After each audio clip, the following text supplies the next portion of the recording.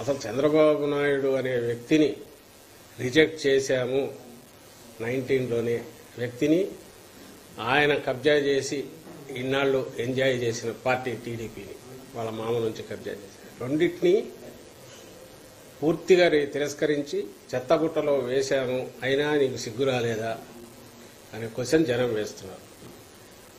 అది జనం అడుగుతారని తెలిసి కూడా ఆయన మళ్లీ పైకి వచ్చి లాస్ట్ డిచ్ ఎఫర్ట్స్ కింద చేస్తున్నాడు. అందులో భాగంగానే తాను ఏ ద్రోహాలు చేశాడు, ఏ పాపాలు చేశాడు రాష్ట్రానికి, రాష్ట్ర ప్రజలకు, ఉమ్మడి రాష్ట్రంగా ఉన్నప్పుడు, తర్వాత డివైడ్ అయ్యాక ప్రజల అవకాశం ఇచ్చిన 14-19 మధ్య, అలాగే రాష్ట్రాన్ని ఎట్లా ముంచినాడు, మొత్తం at the cost of entire state తాను కొన్ని తరాలు తిన్నా తరగనంత దోచుకున్నాడు తాను కానీ తన కోటని.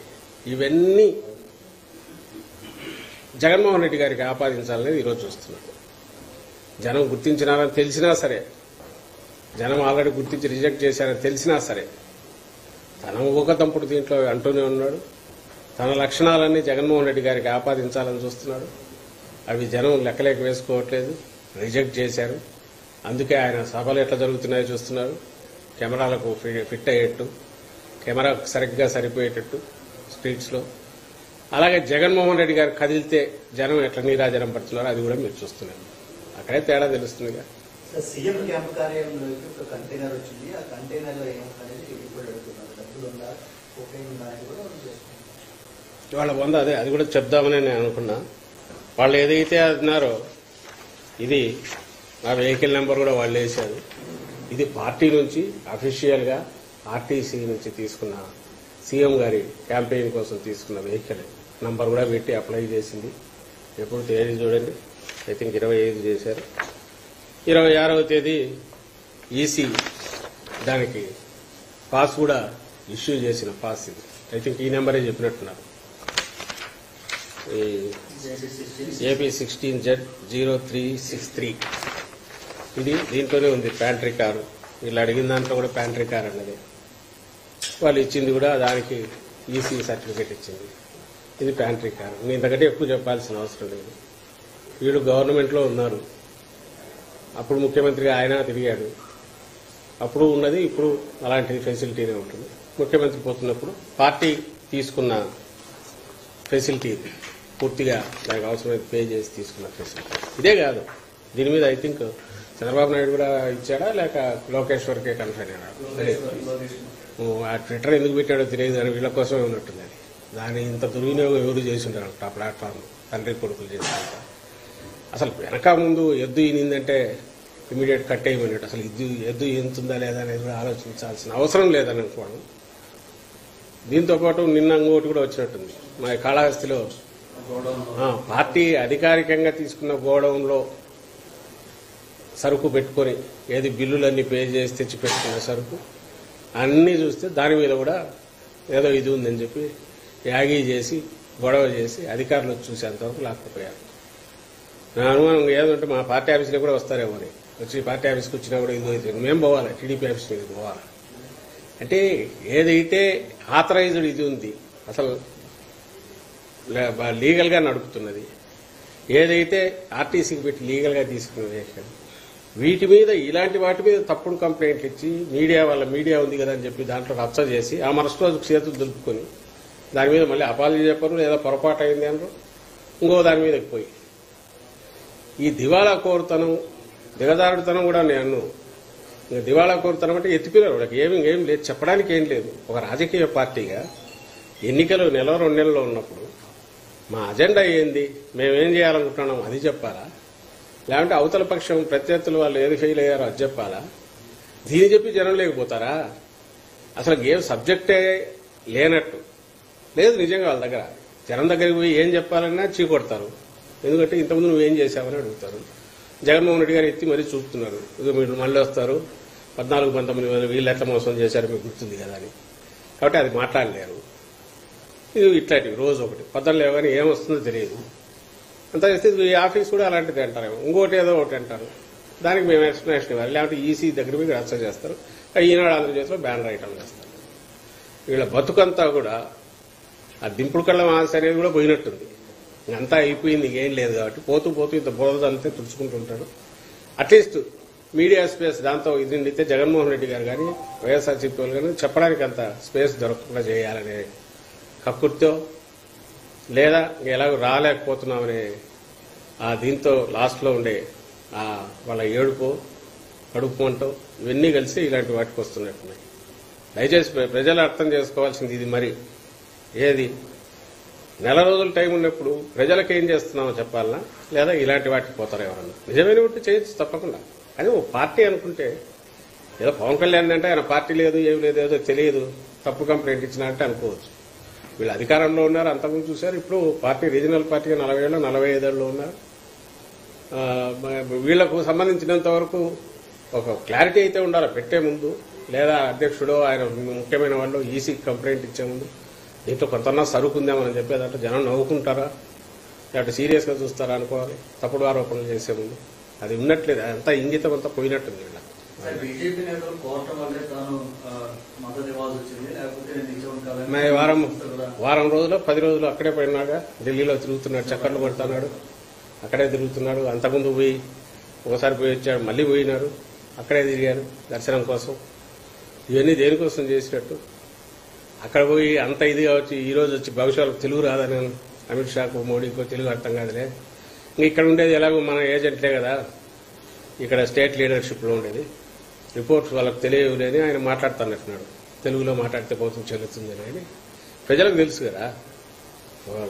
ఉత్తరాది వాళ్ళకో లేక మోడీకో అమిత్ షాకు తెలియాల్సి రాష్ట్ర ప్రజలకు తెలుసుగా ఈయన ఎంత ఆత్రంగా వాళ్ళ చుట్టూ తిరిగాడో, కేసుల నుంచి బయటపడాలని ఎలాగో వాళ్ళతో పొత్తు పెట్టుకోవాలని చెప్పి డెస్పరేట్ గా తిరిగిన చంద్రబాబు గాని దానికి రాయబారం ఉన్నట్టున్న పవన్ కళ్యాణ్ గాని వీళ్ళు ఎంతగా ఇది చేశారో ప్రజలకు తెలియదా? అందరు చూస్తూనే ఉన్నారుగా. అయినా ఆయన నమ్మకం ఏంటంటే తను ఏదంటే తన మీడియాలో వస్తుంది, అది డిస్కషన్ అవుతుంది, జనం దానికి కొంత నమ్మకపోతారా అనేది ఆయన ఆశ. ఇంకా అది పోయినట్లే, ఎందుకంటే ఆయనకు తెలిసిన విద్య అదే కదా.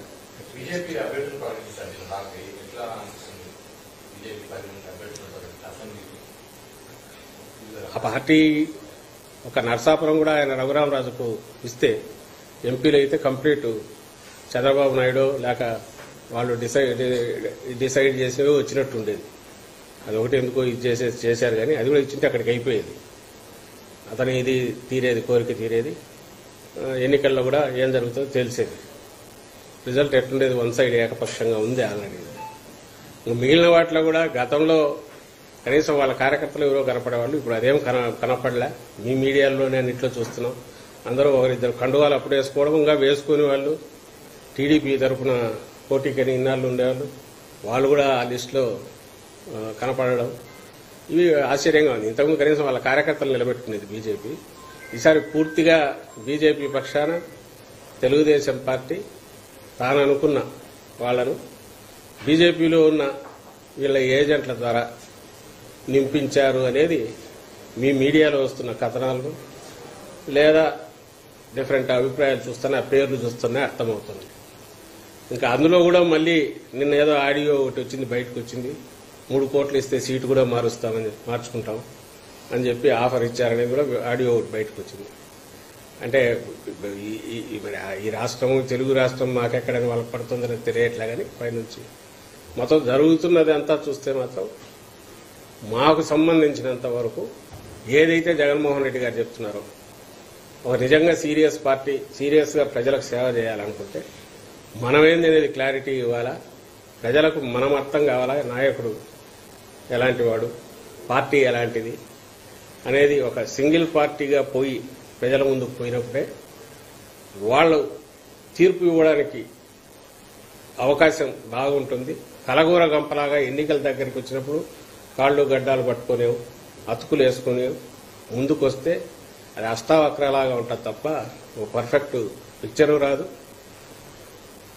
దానివల్ల ప్రజలు తీర్పు ఇవ్వడంలో కష్టమవుతుంది.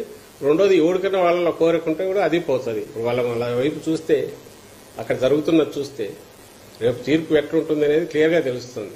ఈ పక్క మేమేమో పూర్తి స్పష్టత ఇచ్చాం, జగన్మోహన్ రెడ్డి గారు ఏం చేశారో చెప్పారు, మా నాయకులు కిందికి వెళ్ళి చెప్పారు, మా టీము రెడీగా ఉంది, ప్రజలు చూజ్ చేసుకున్నారు ఆల్రెడీ. అటువైపు డెస్పరేషన్ నుంచి పుట్టి కేవలం స్వార్థంతో వాళ్ళ స్కిన్ ప్రొటెక్ట్ చేసుకోవడానికో వాళ్ళ ఆస్తులు ప్రొటెక్ట్ చేసుకోవడానికో కేసులు తప్పించుకోవడానికో ఒక వ్యక్తి చంద్రబాబు నాయుడు అనే వ్యక్తి చేస్తున్న నాటకంలో వీళ్ళు మొత్తం బలి అయినారు అనేది ఆల్రెడీ ఇప్పటికే పూర్తి అందరికీ అర్థమైంది. అండ్ ప్రజలు కూడా అది నిర్ణయించుకున్నారు. ఎటు ఉన్నాం అనేది మరింత సుస్థిర నిర్ణయం తీసుకుంటారు. ఇప్పుడు ముందున్న దానికంటే ఇప్పుడు వచ్చేసరికి ఓకే, ఎక్కడన్నా ఎవరికైనా కన్ఫ్యూజన్ ఉన్నా కూడా కాదు, ఇటువైపు స్పష్టమైన లీడర్ ఉన్నాడు, స్పష్టమైన అజెండాతో పార్టీ ఉంది వైఎస్ఆర్సీపీ. ఈ వైపు ఏమో అధికారమే పరమావధిగా చేసుకుని దానికోసం ఎలాంటి ఇదైనా చేసే ఒక కలగోర గంప ఒక మంద ఆఖరి నిమిషంలో కలిసి ఒక మందలాగా వచ్చి పడినారు. కాబట్టి దీన్ని రిజెక్ట్ చేయాలా అనే ఒక బలమైన నిర్ణయం తీసుకోవడానికి తగిన రకంగా ఈ 10 రోజులు 15 రోజులు కానీ వాళ్ళ మధ్య పొత్తుల చర్చలు కానీ లేదా సీట్ల డిక్లరేషన్ పవన్ కళ్యాణ్ వాళ్ళు 60-70 అంటే 24 కుదించడం, ఆ తర్వాత అది కూడా తీసేసి 21కి కుదించడం, అందులో కూడా చంద్రబాబు నాయుడు తన మనుషుల్ని సుమారుగా గుప్పించడం, వాటిని చూపించడం, ఇంకా బీజేపీలో కూడా అదే పనిగా ఇది చేయడం. ఈ మొత్తం దీంట్లో ఒక వ్యక్తి ఆడుతున్న నాటకం, చంద్రబాబు ఆడుతున్న నాటకం, ఆ నాటకానికి ఎంతమంది బలైనారు, ఇంక్లూడింగ్ జాతీయ పార్టీతో సహా ఎట్లా చేశారనేది బాగా రుజువైంది.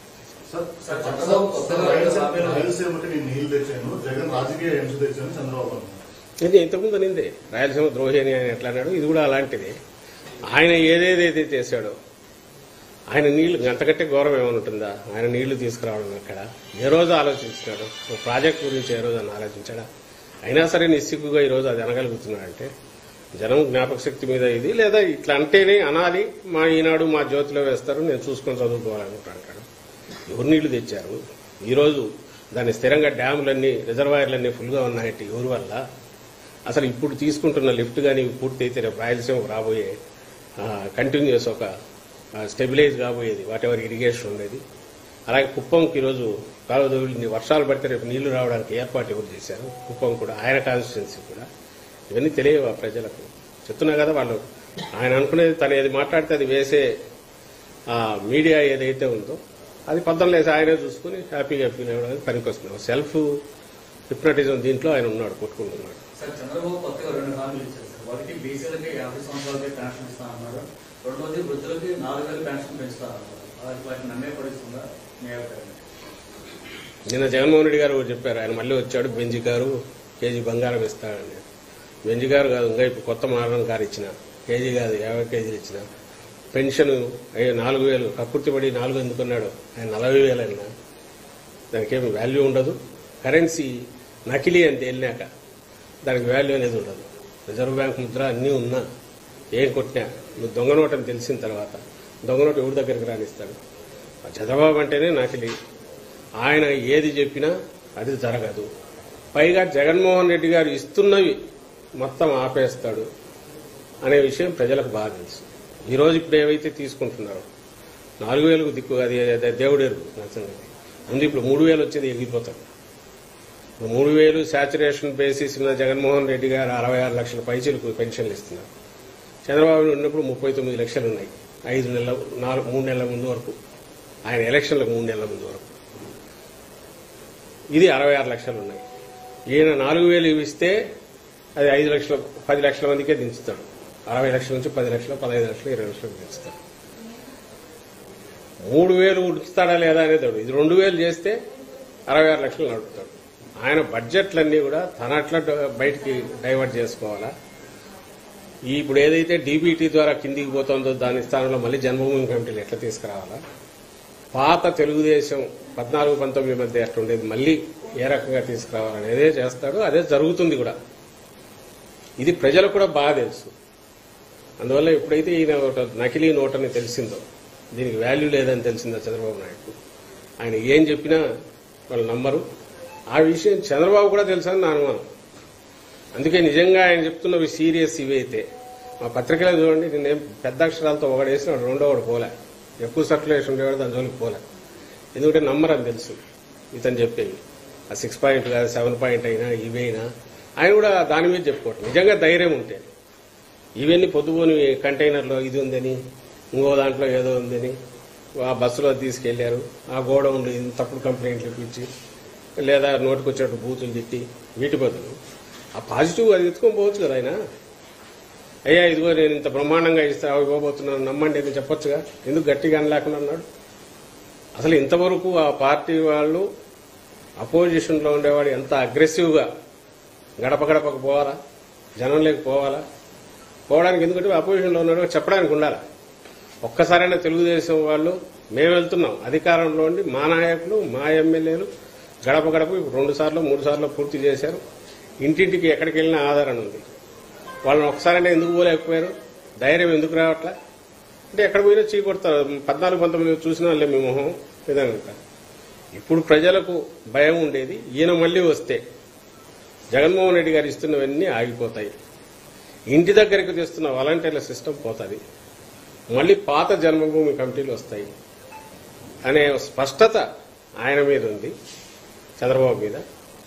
ప్రజలకు జగన్మోహన్ రెడ్డి గారి మీద ఈయనే మళ్ళీ వస్తేనే ఈ పథకాలన్నీ కంటిన్యూ అవుతాయి. ఏదైతే డెవలప్మెంట్ జరుగుతుందో సస్టైనబుల్ డెవలప్మెంట్, ఫ్యూచర్ అందరికీ ఉపయోగపడే డెవలప్మెంట్ అది కంటిన్యూ అవుతుంది. వచ్చే 5 yearsకు రాష్ట్రం రూపం మారుతుంది, బ్రహ్మాండమైన అభివృద్ధికి చేరుతుంది అని కూడా ప్రజలకు స్పష్టత ఉంది. అందుకే చంద్రబాబు ఎక్కువ నంగినంగా మాట్లాడుతున్నాడు. అవి చిన్న చిన్న దాంతో వాళ్ళు వేసుకుంటున్నారు. తిట్లు పెద్ద అక్షరాలతో వేస్తున్నారు. ఆయన ఏదైనా నిజంగా వాళ్ళు చెప్తున్నది ఏదైతే ఏ పార్టీ అయినా గర్వంగా చెప్పుకోవాలో ప్రామిస్లు అవి చిన్న చిన్నగా వాళ్ళు వేస్తున్నారు. వాళ్ళకు తెలుసు, ఆయనకు తెలుసు, అన్ని అబద్దాలని.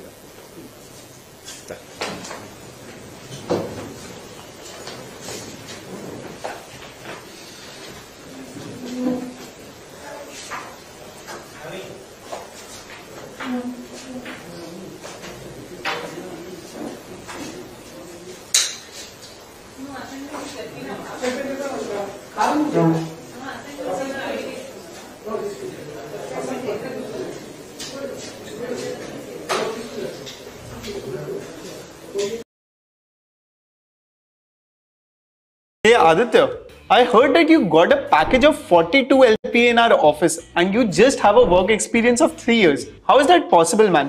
It's simple. I just changed my field to prompt engineer, and prompt engineer is hottest job in 2024. That's why I'm